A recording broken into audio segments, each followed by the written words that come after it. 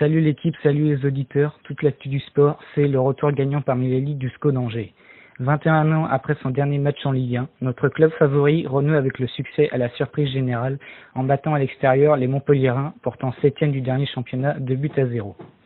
En effet, les Montpelliérains ont été déplacés dans le jeu par une équipe angevine très entreprenante.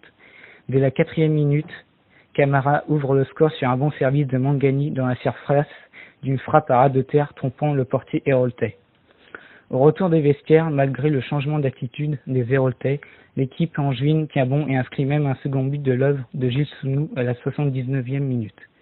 Pour son premier match, le SCO a fait bonne impression.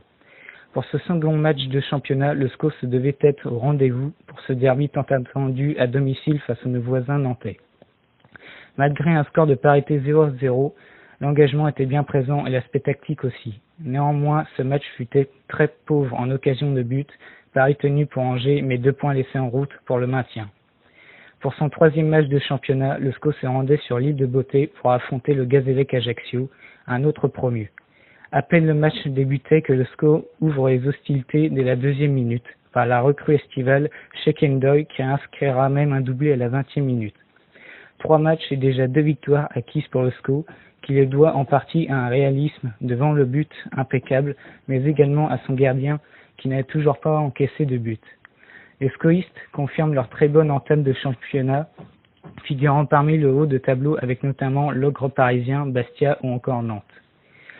Lors de la 4e journée, Angers défiait l'OGC Nice de Valère Germain et de Ben Arfa. Premier gros test pour nos joueurs qui devaient montrer au stade Jean-Bouin ce dont ils sont vraiment capables. 24e minute, coup franc pour Angers, Mangani s'en charge. Il enroule parfaitement sa frappe qui termine dans la lucarne. Le gardien niçois Hassen n'a pas bougé d'un cil. Au retour des vestiaires, l'OGC Nice montre un tout autre visage et met rapidement le SCO en difficulté. Malgré un Ludovic Butel des grands soirs multipliant les arrêts décisifs, le SCO encaisse son premier but de la saison à la 56e minute sur un coup franc d'Hatem Ben Arfa. Celui-ci déposant le ballon sur la tête de Germain, crucifiant Butel. Un partout, score final, ce nul satisfait les deux équipes qui ont fait jeu égal, même si le SCO a pas mal couru après les ballons. Une autre bonne nouvelle, dans tout cela, le SCO reste invaincu. C'est la fin de ce journal, merci à tous de l'avoir suivi, à la prochaine!